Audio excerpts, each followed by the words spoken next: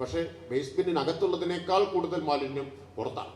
മാലിന്യം വലിച്ചെറിയുന്നവർ സാമൂഹ്യ വിരുദ്ധരാണ് എന്ന് കണക്കാക്കണം. ഇപ്പൊ ജോയിയുടെ ദാരുണമായിട്ടുള്ള ഒരു ദുരന്തമുണ്ടായി. ആ ദുരന്തത്തിൽ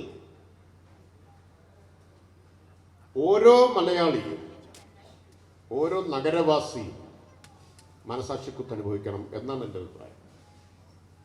ഓരോരുത്തർക്കും കുറ്റബോധം തോന്നണം. അങ്ങനെ ഓരോരുത്തർക്കും മനസാക്ഷിക്കുത്ത് അനുഭവപ്പെടുമ്പോൾ മാത്രമേ മാലിന്യ സംസ്കരണം എന്ന ലക്ഷ്യം നമുക്ക് കൈവരിക്കാൻ കഴിയൂ.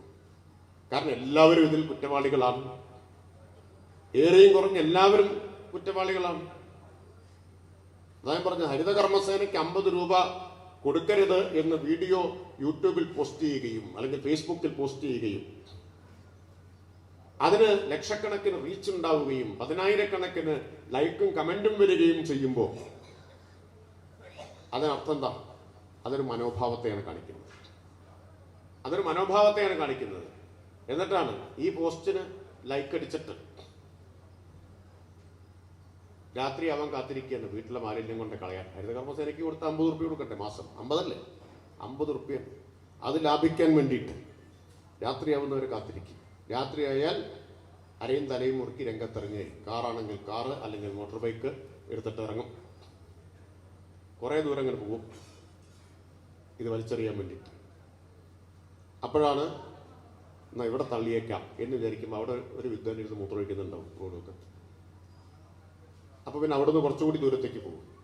ഇവിടെ തട്ടാം എന്ന് വിചാരിക്കുമ്പോൾ എതിരെ ഒരു വാഹനം വരും. അയ്യോ, അപ്പോൾ ഇവിടെയും പറ്റില്ല. അപ്പോൾ വീണ്ടും പോയി. ചുരുക്കി പറഞ്ഞാൽ ഹരിതകർമ്മസേനയ്ക്ക് ഒരു മാസം 50 രൂപ കൊടുക്കുന്നത് ലാഭിക്കാൻ വേണ്ടി ദിവസം 50 രൂപയുടെ പെട്രോൾ കളയും. എന്നാൽ ഹരിതകർമ്മസേനയ്ക്ക് കൊടുത്തില്ല. ഇത് വലിച്ചെറിഞ്ഞ് വന്ന് ഒരു ധീരകൃത്യം നിർവഹിച്ചതുപോലെ തിരിച്ച് വീട്ടിലെത്തി കുളി കഴിഞ്ഞ് ചെയ്ത വൃത്തികേടിൻ്റെ പാപമൊക്കെ കഴുകിക്കളഞ്ഞ് നേരെ കയറുകയാണ്. എവിടെ കയറും? ഫേസ്ബുക്കിൽ അല്ലേ? ഫേസ്ബുക്കിൽ കയറിയിട്ട് ഒരു കാച്ച് നിങ്ങൾ സിംഗപ്പൂരിലെ തെരുവുകൾ കണ്ടിട്ടുണ്ടോ? എന്തൊരു വൃത്തിയാണ്. ദുബായിലെ തെരുവുകളിൽ ഒരു കടലാസ് കഷ്ണം പോലും കാണാൻ പറ്റില്ല. നമ്മുടെ നാട് മാത്രം എന്താണ് നന്നാവാത്തത്? ഇവരെ പോലുള്ള ആളുകൾ ഉള്ളതുകൊണ്ട് അല്ലേ? ഇമാതിരി പണി ചെയ്യുന്ന ആളുകൾ ഉള്ളതുകൊണ്ട് ഈ കാപട്യാണ് സഹിക്കാൻ പറ്റാത്തത്. അങ്ങനെ ഒരു വലിയ വിഭാഗമുണ്ട്, കുറച്ചല്ല. അപ്പൊ അതുകൊണ്ട് മനോഭാവത്തിൽ മാറ്റം വരണം. അതിന് നല്ല ബോധവൽക്കരണം വേണം. ബോധവൽക്കരണം കൊണ്ട് മാത്രം ബോധം വീഴുമെന്ന തെറ്റിദ്ധാരണയൊന്നും സർക്കാരിനില്ല കേട്ടോ.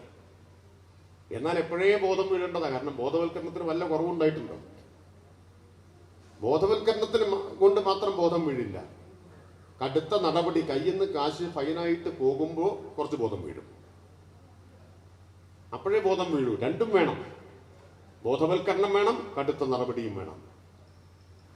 ഇപ്പോ ഈ കൊച്ചിയിൽ ബ്രഹ്മപുരത്തിന് ശേഷം സ്വീകരിച്ച നടപടികളുടെ ഭാഗമായിട്ടാണല്ലോ ധാരാളം വേസ്റ്റ് ബിന്നുകൾ വെച്ചു. മറൈൻ ഡ്രൈവിലെ വാക്ക് വേ വേസ്റ്റ് ബിൻ വെച്ചു. ഒരു ദിവസം രാവിലെ എറണാകുളത്ത് താമസിച്ചപ്പോൾ ഞാൻ വാക്ക് വേയിലൂടെ ഒന്ന് നടക്കാൻ പോയി. ഇപ്പോൾ കണ്ട കാഴ്ച ഒരു 15 മീറ്റർ ഇടവിട്ടെങ്കിലും വേസ്റ്റ് ബിന്നുണ്ട്. പക്ഷേ വേസ്റ്റ് ബിന്നിൽ കുറച്ച് വേസ്റ്റ്, ബാക്കി മുഴുവൻ ഇവിടെ പുറത്താണ്. എന്തൊരു സാമൂഹ്യ വിരുദ്ധമായിട്ടുള്ള മനോഭാവമാണ് നോക്കൂ. വേസ്റ്റ് ബിൻ ഇല്ലാത്തതുകൊണ്ടല്ല, വേസ്റ്റ് ബിൻ ഉണ്ട്, എന്നാലും അവിടെ ഇടില്ല.